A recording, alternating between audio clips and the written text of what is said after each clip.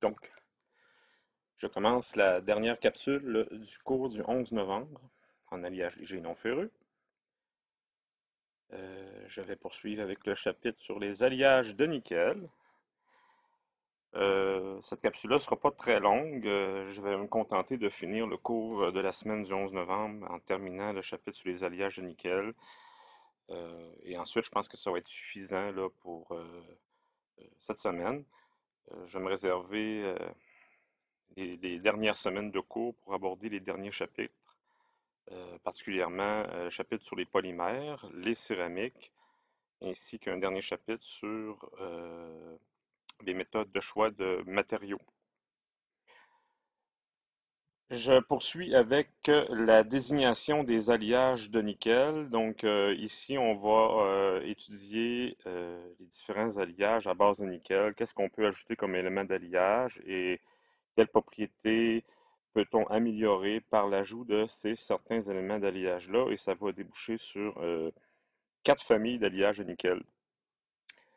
Euh, Par contre, important de commencer par préciser que, contrairement aux alliages qu'on a vus précédemment dans le cours, il n'existe pas de système de désignation normalisé, précis, avec des codes de chiffres, comme on est habitué de voir avec soit les alliages d'aluminium, les aciers, les alliages de titane, de magnésium.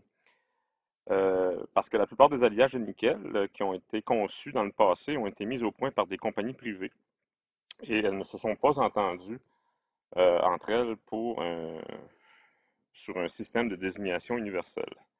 Donc, avec le temps, le nom commercial de l'alliage s'est répandu et est devenu d'usage courant. Donc, les nouveaux alliages qui ont été développés, au lieu de leur donner un code de chiffre, on leur a donné un nom. Et puis, c'est resté comme ça. Il n'y a pas eu d'entente entre les producteurs et les pays sur un système de désignation. Donc, c'est pourquoi qu'aujourd'hui encore, malgré plusieurs tentatives de normalisation, tous les alliages de nickel sont désignés par d'anciens noms de commerce. Les alliages de nickel sont classés en quatre catégories. Il y a la première catégorie, c'est le nickel industriel. Ce sont des alliages presque purs, faiblement alliés, disons, qu'on appelle le nickel industriel. Une deuxième catégorie consiste aux alliages nickel-cuivre pour lesquels le cuivre est ajouté comme principal élément d'alliage. Vous retrouvez aussi le chrome comme principal alliage et aussi le fer, donc qui débouche la troisième catégorie des alliages de nickel, nickel chrome fer.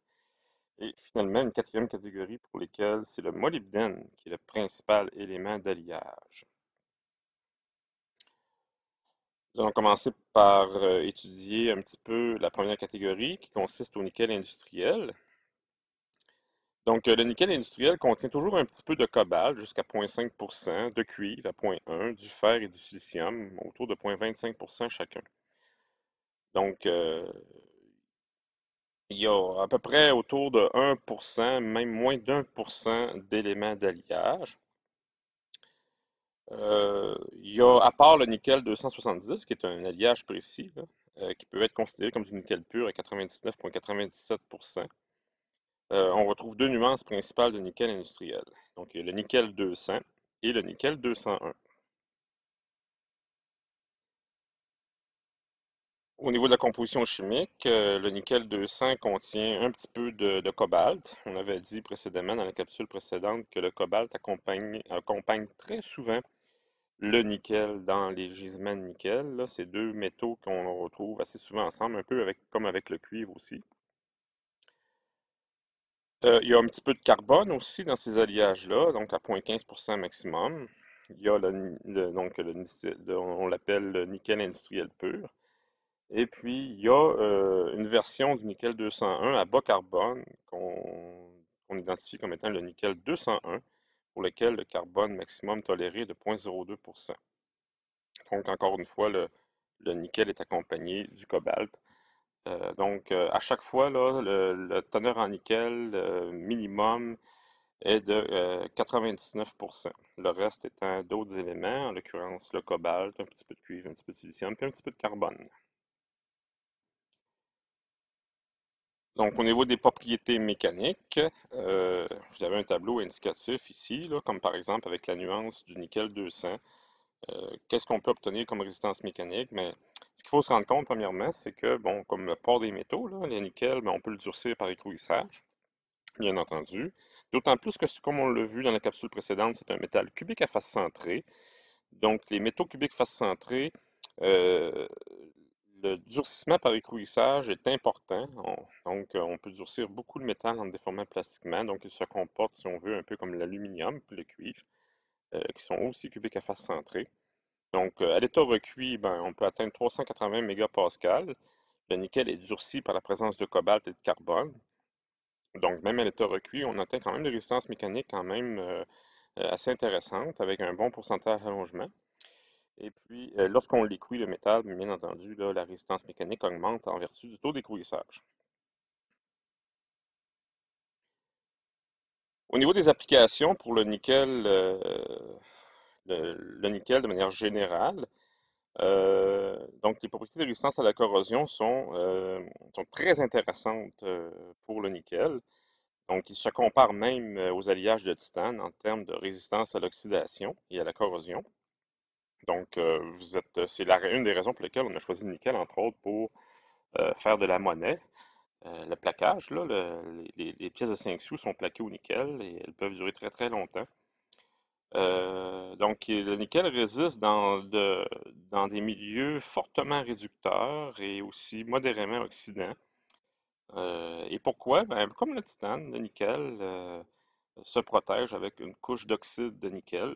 Donc, c'est un film d'oxyde qui protège. Donc, c'est à peu près le cas, là, on se rend compte que la fameuse couche d'oxyde naturelle qui se forme sur les métaux, c'est le cas ça revient très souvent comme mode de protection à la corrosion. Hein. On a vu que le titane forme une barrière très efficace d'oxyde de titane. Donc, le titane qui s'oxyde extrêmement facilement.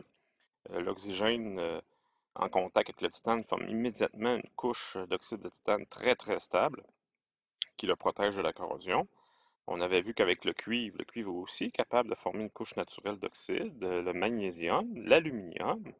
Bref, tous les métaux qu'on a étudiés dans le cours se protègent de la corrosion un peu de la même façon, c'est-à-dire former une couche d'oxyde avec l'oxygène de l'air qui va protéger contre la corrosion. Soit dit en passant, les aciers, le fer, ne sont pas du tout capables de faire ça. Pourquoi? Parce que le fer s'oxyde plus difficilement que ces métaux-là. Donc, il n'est pas capable de former une couche d'oxyde de fer naturel à l'ambiante, parce que le fer est plus résistant à l'oxydation dans les conditions normales. Bien entendu, le fer va s'oxyder, mais à condition de le monter à haute température. Le nickel lui-même, ben, il a la propriété de former un film d'oxyde transparent, qui est relativement stable et qui le protège de la corrosion. Donc, pour vous donner une idée de la capacité des alliages de nickel à résister contre la corrosion, il y a différents milieux ici auxquels le nickel peut être appelé à être exposé là, lorsqu'on l'utilise dans différents secteurs. Avec trois alliages, là, le nickel 200, le alliage nickel-cuivre, les alliages nickel-chrome qu'on va voir un petit peu plus tard, nickel-chrome-fer. Et ce que vous voyez ici, c'est la température maximale. Les chiffres que vous voyez dans le tableau, ce sont les températures maximum en degrés Celsius de résistance à la corrosion. On sait que les métaux, plus ils sont chauds, plus ils s'oxydent facilement. Et on voit qu'avec le nickel a une force que même le titane n'a pas. On sait que le titane résiste une grande résistance à la corrosion, mais peut-être même davantage que le nickel dans les conditions normales. Par contre, lorsqu'on demande aux métaux de résister à la corrosion et oxydation pour des températures plus élevées, ben, le nickel dépasse un peu le titane à ce niveau-là. Donc on voit bien ici, là, comme par exemple, là, l'alliage nickel-chrome-fer exposé à un milieu fortement réducteur, en l'occurrence l'hydrogène, jusqu'à 1150 degrés C. L'oxyde de carbone, qui est un oxydant, dans le cas du nickel pur, jusqu'à 1200 degrés C. Donc, on s'aperçoit que le nickel est un choix vraiment judicieux de matériaux lorsque vient le temps de fabriquer des équipements dans l'industrie chimique qui doivent supporter des températures élevées en étant en même temps exposés à des milieux fortement corrodants, que ce soit oxydants ou fortement réducteurs, comme l'acide chlorhydrique par exemple, le fluor, l'acide fluorhydrique. On voit que le nickel est vraiment un choix de matériel incontournable lorsque on veut exposer des équipements à des milieux aussi sévères, à des températures aussi élevées. Et en plus de leur très grande résistance à la corrosion et à l'oxydation, dans divers milieux, les alliages de nickel ont une bonne aptitude à la mise en forme et au soudage. Donc, cubique face centrée, le nickel, donc il se prête très bien aux opérations de mise en forme à froid, et c'est un métal qui se soude aussi très bien. Et la plupart des alliages présentent de très bonnes propriétés mécaniques. Donc, on est capable d'avoir des limites élastiques relativement élevées et une bonne résistance au fluage. Donc, le fluage, c'est la capacité de l'alliage à conserver sa résistance à haute température. En ce qui concerne le deuxième groupe d'alliages, soit les alliages nickel-cuivre, le nom commercial qui est le plus souvent rencontré dans ce groupe d'alliage-là, c'est le Monel. Peut-être que vous avez déjà entendu le mot Monel, donc sachez que le Monel est un alliage nickel-cuivre. Donc je répète qu'il n'y a pas de système de désignation à chiffres, on a plutôt des noms euh, donnés par des compagnies privées pour désigner un alliage en particulier. Donc Monel, c'est un de ces noms-là qui a été choisi pour désigner un des alliages nickel-cuivre. Donc cet alliage est principalement utilisé dans des appareils de transport de vapeur, de l'eau douce ou de l'eau de mer, comme les équipements que vous voyez sur la photo, là, qui sont des conduites qui transportent de l'eau salée, fortement salée. Donc le nickel est très adapté pour résister aux conditions corrodantes d'eau très chaude ou vapeur salée. Nous avions vu dans le chapitre des alliages de cuivre que le nickel pouvait lui-même être un des principaux éléments d'alliage choisis pour former les bronzes de nickel, donc, ou encore les cupronickel. Donc, c'est la deuxième fois que je vous présente ce diagramme d'équilibre-là. Très simple. On ne peut pas avoir plus simple comme diagramme d'équilibre parce que, comme je l'ai précisé dans le chapitre des alliages de cuivre, le nickel et le cuivre sont deux métaux qui se ressemblent beaucoup, presque des jumeaux, du fait que lorsqu'on les mélange l'un dans l'autre, peu importe la composition, ils sont entièrement miscibles. Donc, peu importe la composition, autrement dit, c'est toujours la même phase unique solide qui prévaut, c'est-à-dire des atomes de nickel et de cuivre qui s'empilent ensemble l'un par-dessus l'autre pour participer au réseau cubique à face centrée. Et il n'y a rien d'autre qui va exister, là. Il n'y a pas de composé intermétallique qui va pouvoir se produire entre le nickel et le cuivre. Il n'y a pas non plus un autre réseau cristallin. Il n'y a pas d'allotropie qui s'installe non plus. Donc, c'est tout le temps, là, peu importe la composition, réseau cubique à face centrée par des empilements d'atomes de cuivre et de nickel, comme si les deux atomes étaient identiques. Ce qui fait que les caractéristiques mécaniques du monel sont à la base, le monel, là, qui est alliage nickel-cuivre, qui sont faibles parce que les atomes de nickel et de cuivre se ressemblent beaucoup au niveau de leur taille. Il n'y a pas de composé intermétallique sur lequel on peut miser pour obtenir un durcissement structural, par exemple par traitement thermique. Donc, des alliages uniquement construits de nickel et de cuivre n'offrent pas de bonnes propriétés mécaniques. Soit dit en passant, on peut les améliorer par écrouissage, mais euh, on ne peut pas les améliorer davantage en misant sur du durcissement structurel, par exemple. Par contre, on peut ajouter d'autres éléments qui, eux, vont avoir une affinité soit avec le nickel, soit avec le cuivre au niveau chimique pour pouvoir former des composés intermétalliques et réaliser du durcissement structurel par traitement thermique avec ces autres éléments-là. Donc, ce qu'on va ajouter comme élément, entre autres, pour former des phases des précipités, ça va être de l'addition d'aluminium et de titane. J'ai expliqué dans le chapitre du titane que l'aluminium et le titane ont une très grande affinité chimique l'un envers l'autre. Donc, ce sont deux atomes qui s'aiment beaucoup et qui ont tendance, lorsqu'ils sont en contact, à faire des liens covalents et former des composés intermétalliques là, très stables, là, composés d'aluminium et de titane. Et pour durcir les monels, ben, il y a certains alliages qui contiennent à la fois de l'aluminium et du titane, 2,8% d'aluminium environ et 0,5% de titane, pour durcir davantage le monel, les alliages nickel-cuivre. Donc, bien entendu, il faut conjuguer l'ajout d'aluminium et de titane avec un traitement thermique de durcissement structural, tel que j'avais expliqué dans le chapitre des aluminiums. Là, et là, lorsqu'on y ajoute de l'aluminium et du titane, on forme un deuxième alliage nickel-cuivre qui s'appelle le monel K500. Voilà. Donc, c'est le nom qu'on a décidé de donner à l'alliage pour lequel on a ajouté de l'aluminium et du titane en plus du cuivre, dans le nickel. Donc, il possède les mêmes qualités que les autres monels, mais avec de plus grandes propriétés mécaniques grâce au traitement thermique. À fin de comparaison, on a le Monel 400, par exemple, qui contient une certaine proportion de cuivre mélangé au nickel. On a à chaque fois laminé à froid.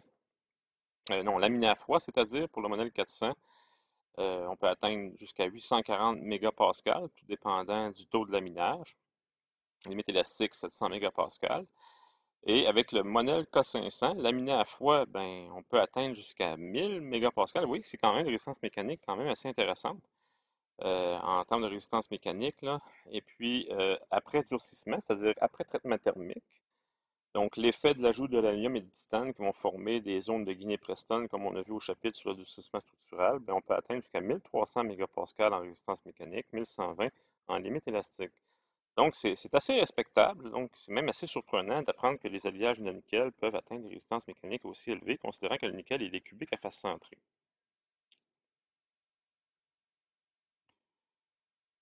Troisième catégorie des alliages de nickel, les alliages nickel-chrome, pour lesquels le chrome, bien entendu, représente le principal élément d'alliage. L'alliage le plus utilisé et aussi l'alliage de base, c'est l'alliage 80Ni20Cr, qui possède 20% de chrome. Et le chrome, c'est que son avantage, c'est qu'il augmente la résistance à l'oxydation du nickel. Et il augmente aussi la température de fluage, c'est-à-dire qu'il permet, le chrome aide au nickel à conserver ses propriétés mécaniques pour des températures un peu plus élevées, tout en augmentant la résistance à l'oxydation pour des températures aussi plus élevées.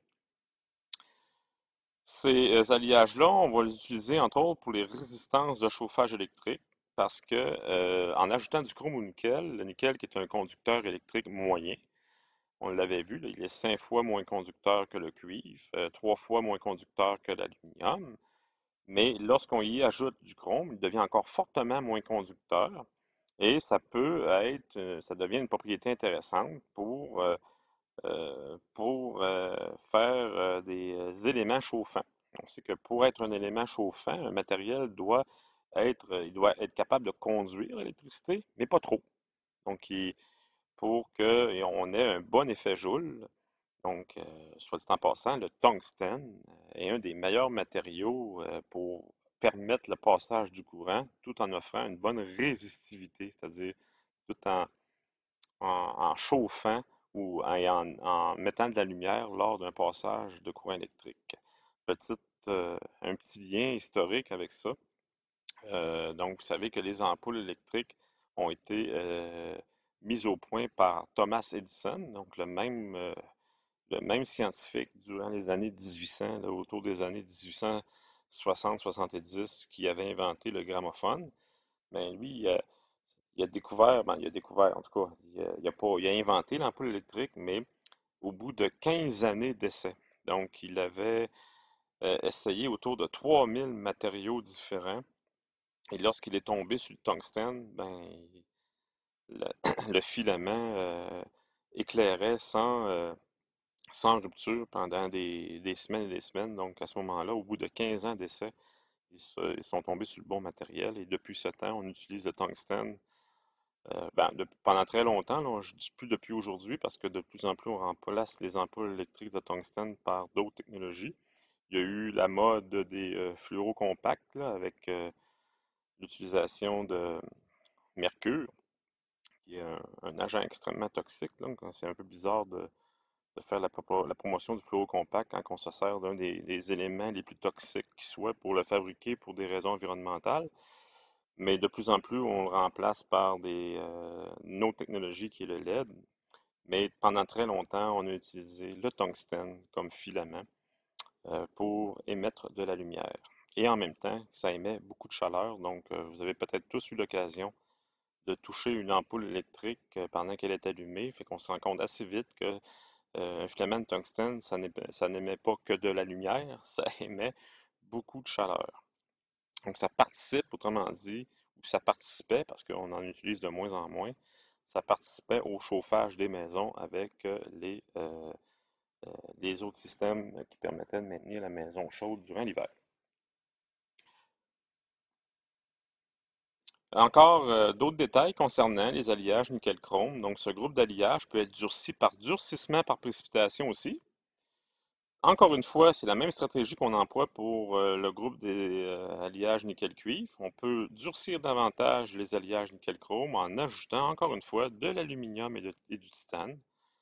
Et là, ça va donner lieu à trois types d'alliages, tout dépendant de la teneur en aluminium-titane, tout dépendant de l'ajout d'autres éléments. Donc là, je vous avertis tout de suite, là, des fois, les noms sont assez bizarres. Il y a le Waspaloy, le Nimonic 80A et le Nimonic 90 qui sont trois des principaux alliages faisant partie de ce groupe-là.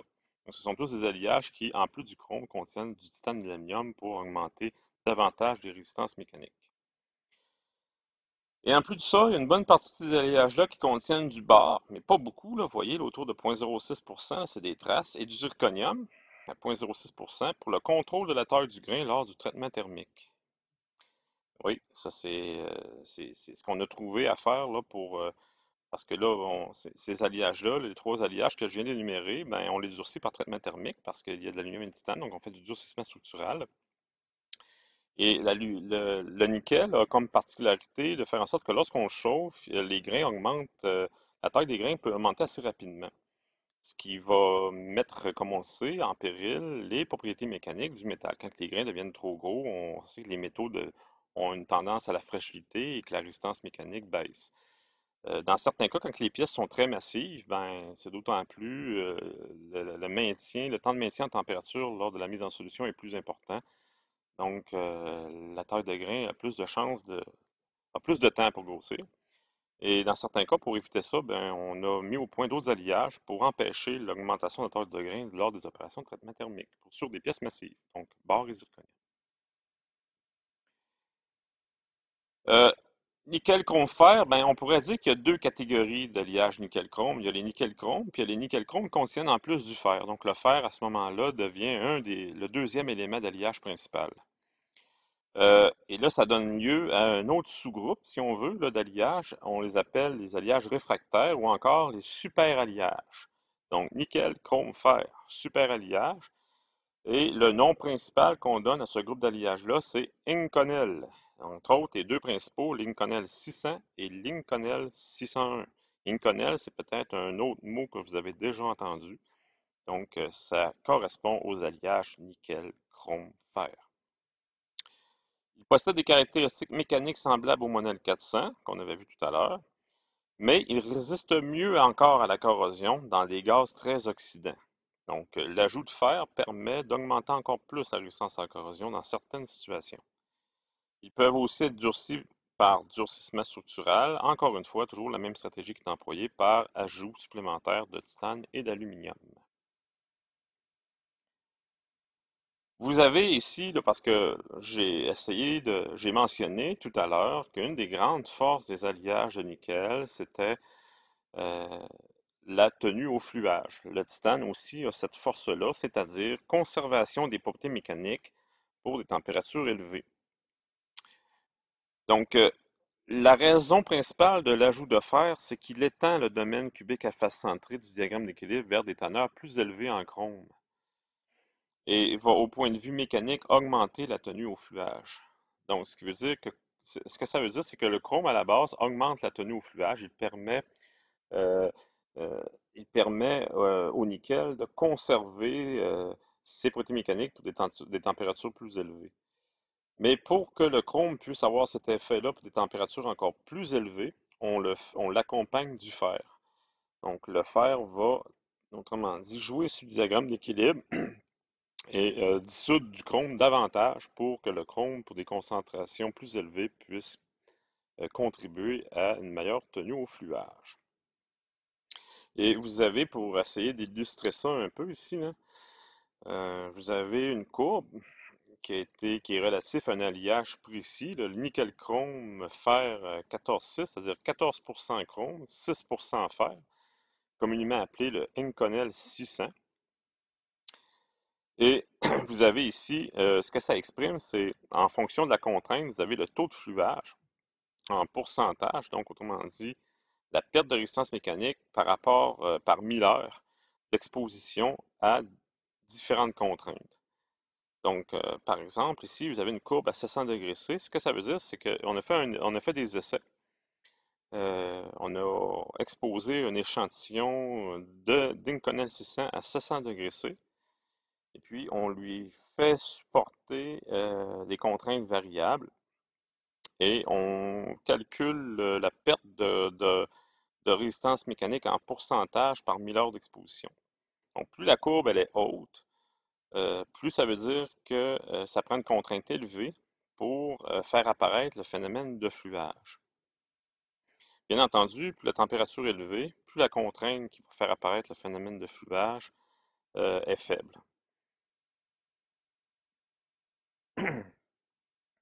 On peut également rappeler que les alliages réfractaires à base de fer, mais dont les principales additions sont le nickel et le chrome, donc dans les groupes qui contiennent du fer, il y a aussi l'Incolloy 800, l'Incolloy 825, qui lui, en plus du chrome et du fer, contient du cuivre et du titane, cuivre à 2% et 1% pour améliorer davantage les propriétés mécaniques.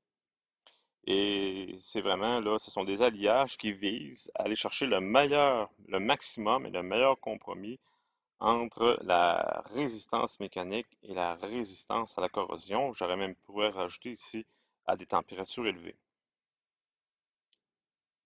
Finalement, la dernière classe des alliages de nickel, les alliages nickel-molybdène, euh, le chrome, le cuivre, l'aluminium, le titane, qu'on a vu qui étaient tous des éléments d'alliage qu'on pouvait retrouver dans les autres familles d'éléments d'alliage, à exception de la première, là.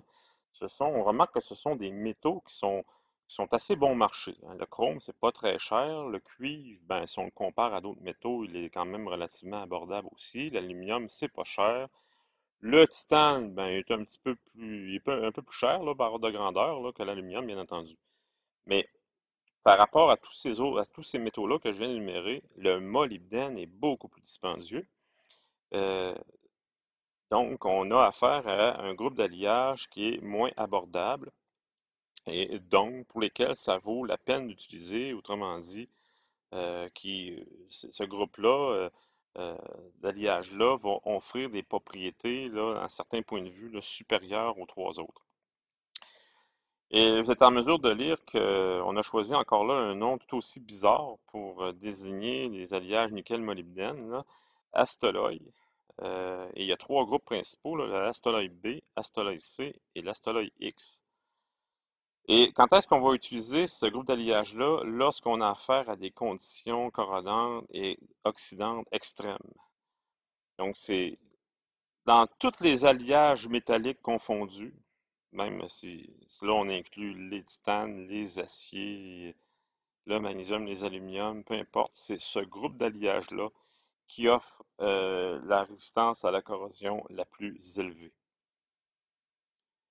Donc, l'addition de molybdène, qu'est-ce que ça fait exactement? Mais ça augmente la résistance à la corrosion dans les milieux sulfuriques et chlorhydriques.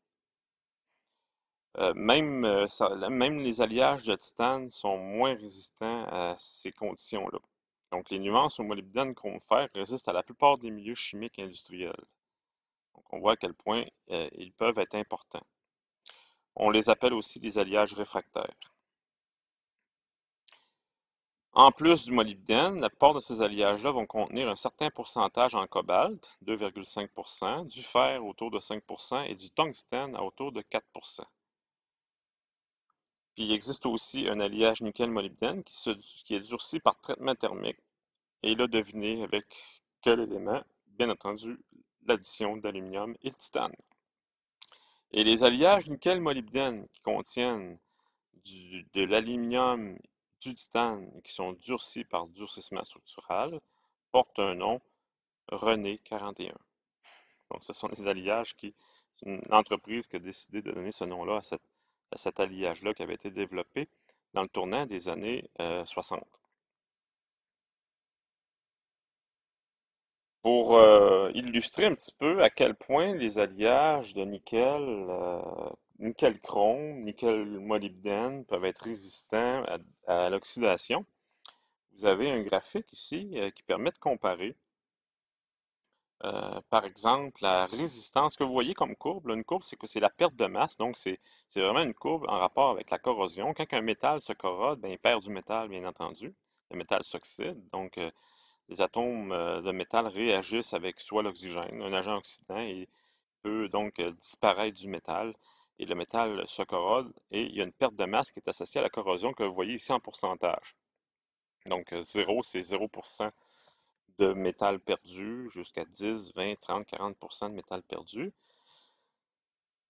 Et ici, ben, c'est ce que vous avez en axe horizontal, c'est des heures d'exposition dans des conditions corrodantes. Et quelles sont ces conditions corrodantes-là? C'est une oxydation à 980 degrés C. Donc, on porte les métaux à 980 degrés C et on expose ces métaux-là à 980 pendant 15 minutes, et suivi d'un 5 minutes de refroidissement. Et on recommence, on réchauffe à 980, 15 minutes, on refroidit pendant 5 minutes. Et ici, vous avez total des heures du cycle thermique. Comme 1000, là, ben, 1000 heures, c'est 1000 heures, donc c'est la somme des 15 minutes d'exposition. Là, c'est ce que vous avez.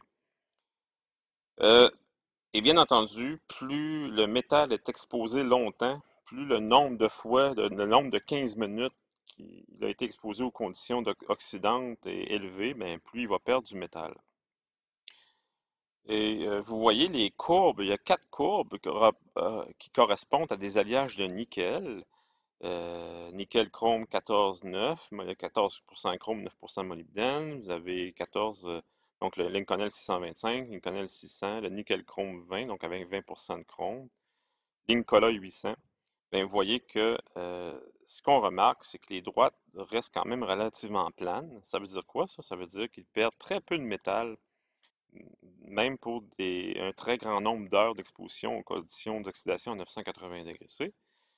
Et les autres courbes, ben, c'est à titre comparatif. Donc, ce que vous avez, comme par exemple la courbe identifiée comme Z6CN188, mais ça correspond à l'acier inox austénitique 18,8, qui est l'acier le plus résistant à la corrosion.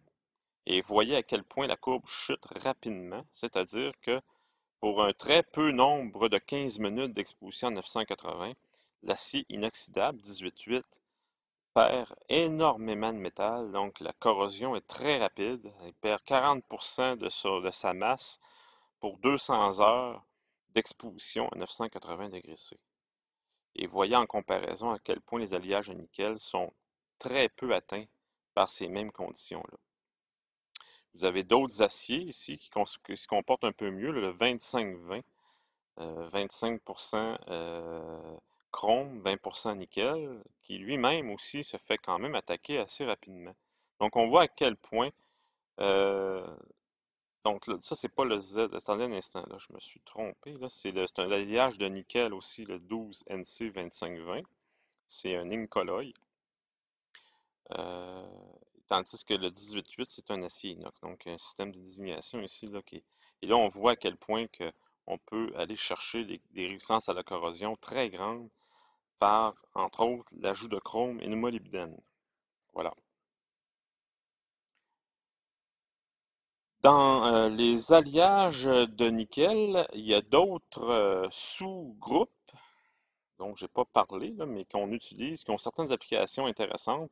Il existe des alliages de moulage, c'est-à-dire on peut utiliser cet alliage-là pour fabriquer des moules pour couler des métaux très corrosifs, comme le Nimbocast plus 13, cast qui est un mot relatif à la fonderie. Donc c'est un alliage nickel-molybdène qui est conçu pour résister à des conditions très sévères lors de la coulée de certains métaux. Il existe aussi un alliage à coupe thermoélectrique qu'on appelle le chromel, qui est à base de nickel et de chrome. Il existe un alliage à grande perméabilité magnétique j'avais expliqué dans une capsule précédente que le nickel est ferromagnétique, mais qu'il a une propriété de barrière électromagnétique. Et c'est un alliage bien spécifique qu'on utilise pour ces applications-là qui sont utilisées dans l'électronique, qui est le permalloy. Et la fameuse propriété dont j'avais parlé aussi dans une capsule précédente, là, qui permettait à l'alliage de nickel de ne pas se dilater en fonction des baisses de température, là, avec lesquelles on pouvait, entre autres, fabriquer des réservoirs pour les bateaux qui transportent le méthane à l'état liquide. Ben, c'est le INVAR. Et pour terminer, ben, je vous dresse l'essentiel de la liste des alliages de nickel qui existent aujourd'hui. Il y en a quelques autres là, qui ne sont pas listés là-dedans, mais c'est les principaux. Donc les Monel, les Inconel, les Astaloy, donc avec les compositions chimiques et les numéros UNS correspondants. Donc on a réussi avec les années là aussi là, à proposer un système d'identification là, qui sont dans la, dans la deuxième colonne avec les compositions chimiques. Et ce tableau-là, bon, il y a deux tableaux. Il y a des alliages sans durcissement structural. Donc, remarquez que ne contiennent pas, ou pratiquement pas de titane et d'aluminium, là. On voit sur les colonnes titane-aluminium que les compositions chimiques sont très faibles. Donc, ce ne sont pas des alliages qui se prêtent au durcissement par traitement thermique, au durcissement structural. Et l'autre tableau regroupe tous les alliages de nickel qui se trempent thermiquement, donc avec une certaine présence de titane et d'aluminium. Et voilà, ça complète pour les alliages de nickel. La prochaine capsule ira dans 2 semaines, parce que la semaine prochaine, c'est l'examen, alliage de cuivre et alliage de magnésium que vous avez étudié. Et dans 2 semaines, je ferai 3 autres capsules, mais là, on va en profiter pour élargir un petit peu plus nos horizons. Je vais aborder un chapitre sur les polymères et commencer aussi un chapitre sur les céramiques. Et voilà.